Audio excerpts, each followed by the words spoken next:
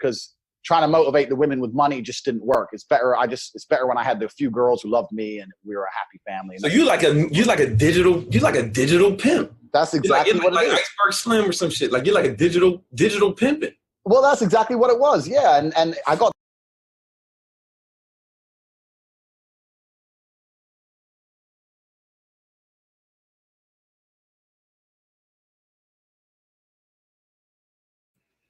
Hi guys, I wanted to listen to Andrew Tate's own take on himself. And as you can hear, he did not answer in the negative when asked if he's like a digital pimp.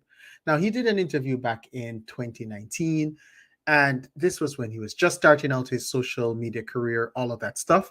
And as you can hear, he said it himself. That's how he described himself. So you like a digital pimp. That's exactly what it is. Iceberg Slim or some shit. Like you're like a digital pimping.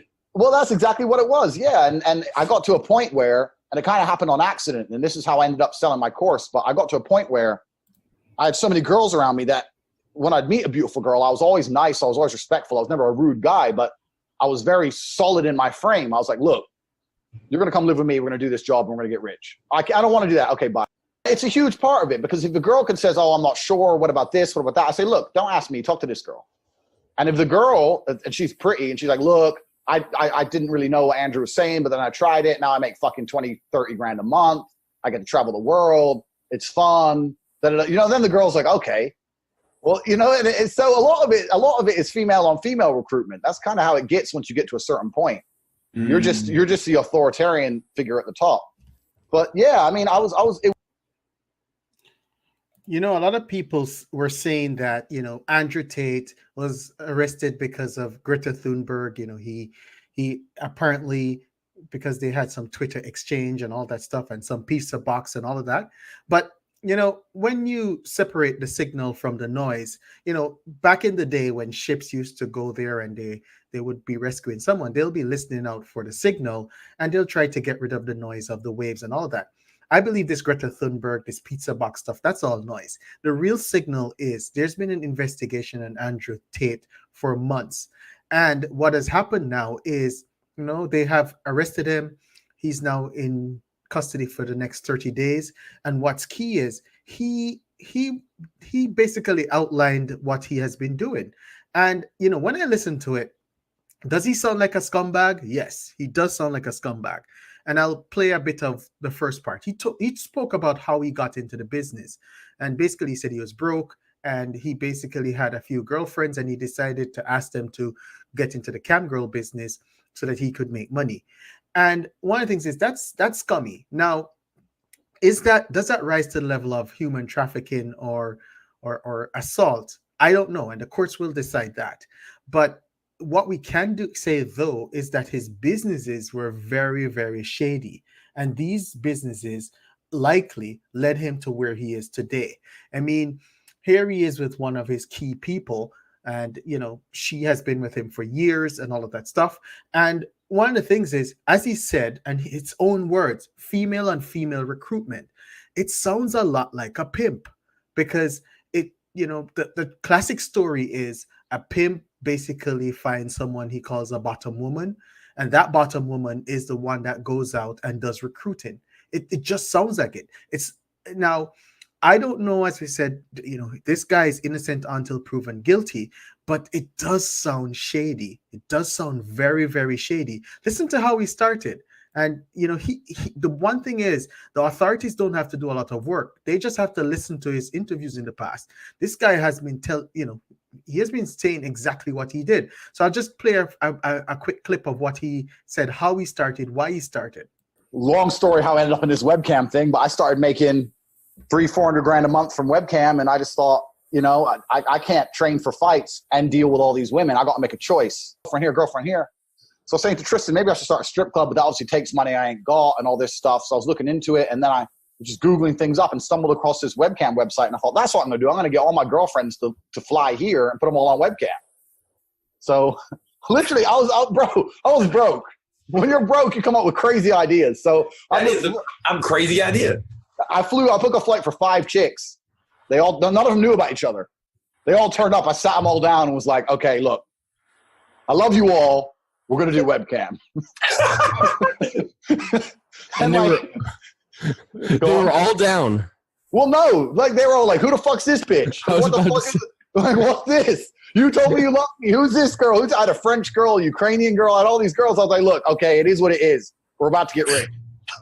So like 3 left, 2 stayed, and that was the beginning. That was about 5 years ago. 2 stayed. One of them's still with me now. One of them's quit. But and you know, me and these 2, we started making money. We ended up just like all living together in this apartment. I had 2 chicks, and within a year, I went from broke as a joke to pushing a nice car and living with my 2 girlfriends, etc. And it just kept growing and growing and growing. And I got to a point where I was stupidly big. At one point, I had 75 girls working for me, bro. Got to the point where I was like, okay, we're going to pay them a higher percentage. I'll get a management structure, and it's just going to be about a job. It's not going to be about being in love with me. And that didn't work because trying to motivate the women with money just didn't work. It's better. It's better when I had the few girls who loved me and we were a happy family. So So what's obvious here, as you can see, is that this, like, to a lot of people, and you know, I'm not a Puritan, but to a lot of folks, this is scummy stuff. Scummy stuff does not necessarily rise to the being a crime, but what it does, and you can imagine in a jury, you know, and I don't know what the Romanian jury would look like, but to a jury, you know, people are going to look at this and say, this guy seems scummy, and that doesn't really go, you know, bode well for him.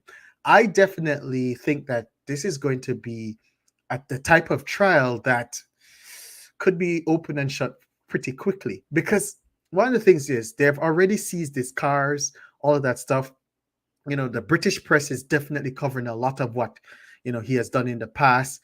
You know, he has faced allegations like this in the UK before he went to Romania. You know, this doesn't look good for him. And one of the things is he was selling these courses, and you know, one of his courses was PhD, and you know, it was pimping hoes, you know, some course like that, and you know, that itself won't bode well. And so one thing I can say about this and about Andrew Tate, when I first came across him, he seemed like a cartoon character. He didn't seem like someone that was real.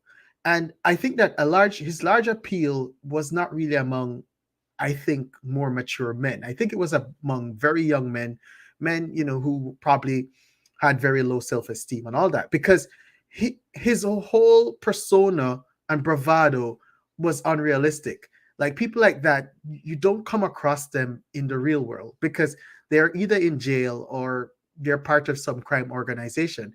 He was almost behaving like he was you know, one of those James Bond villains, because he just had that type of persona and all of that stuff. But what he has said right now, I can tell you, these things are just going to be played back.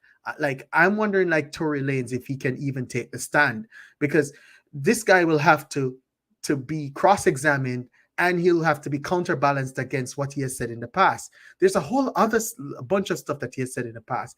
It's just that I haven't had the time to cut all of that audio up. But there's a lot of stuff. He has said a lot of stuff that definitely gives him the persona that he was, we all know the facts established, that he was running a webcam business. That's been established, that these girls were there. He's already said that he used women to recruit other women. And, you know, he did say that he's an authoritarian figure. All of these things are not going to bode well against him, because one of the things is, did the women feel that? Were they pressured to be there? Were they allowed to leave?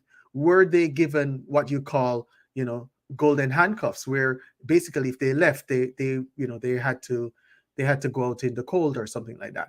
And so as we can see with this video, that he has definitely, you know, explained the game, explained what he was doing.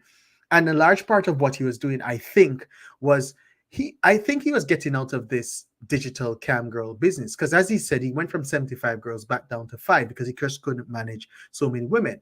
And one of the things was his Hustlers University was doing quite so well, because as I did in a previous video, his Hustlers video would have been bringing in probably $5 to $6 million a month.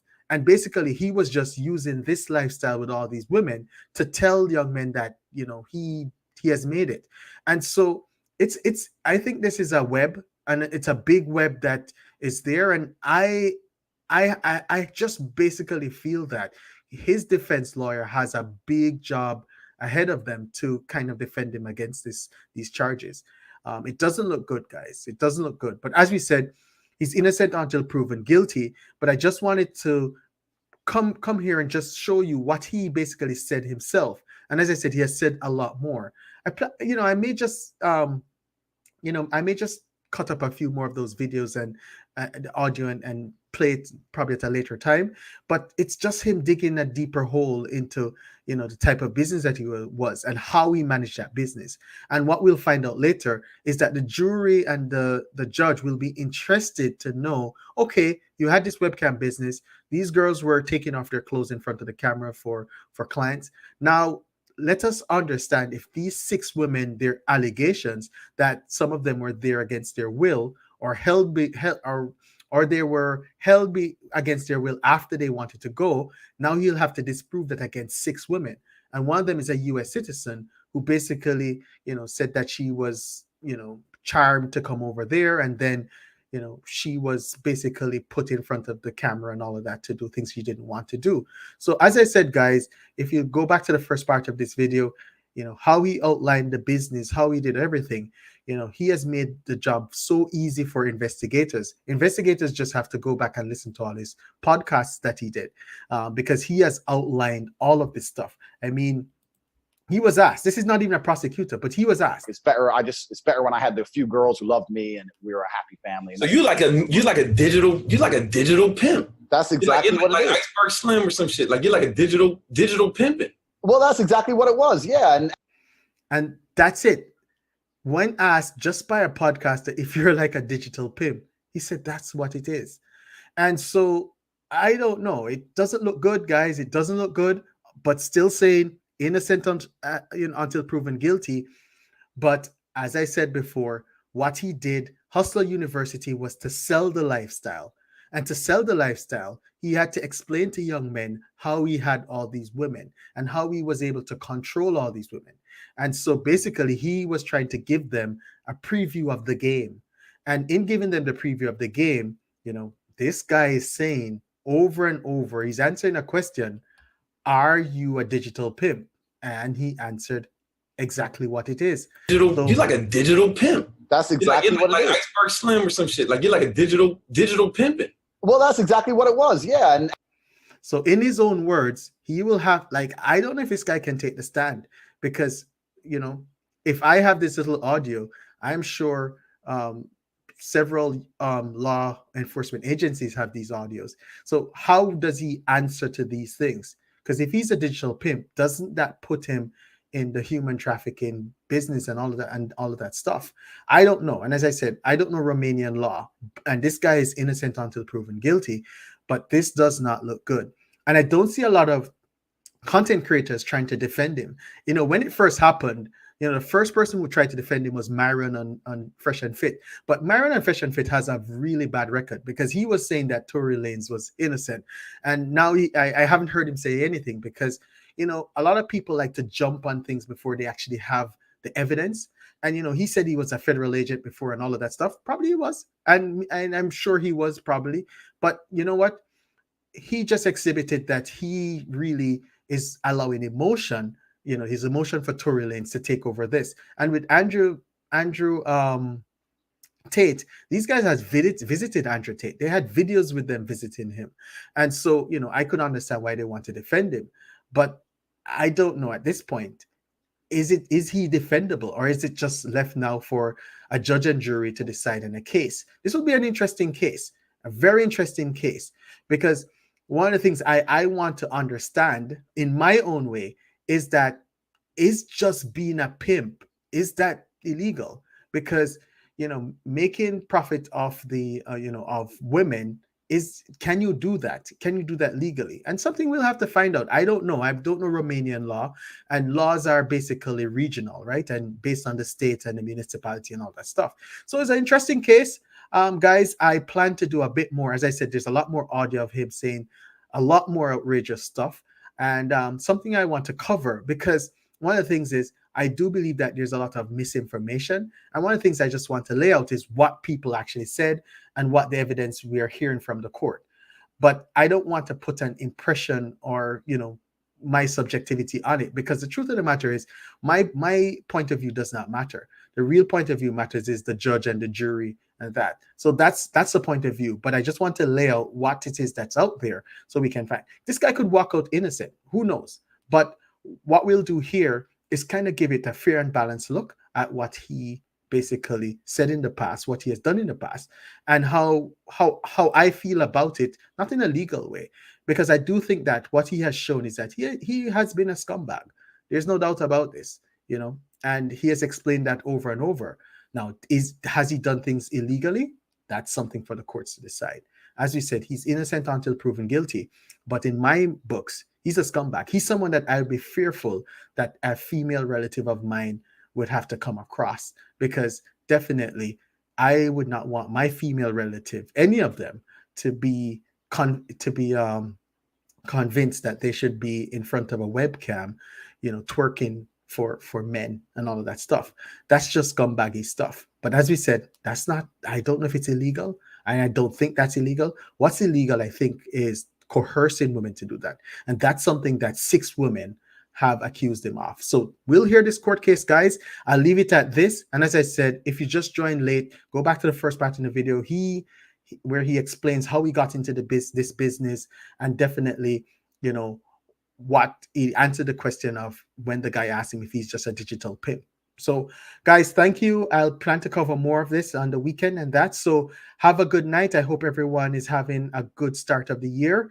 I know I am. So have a good night, guys. Thanks.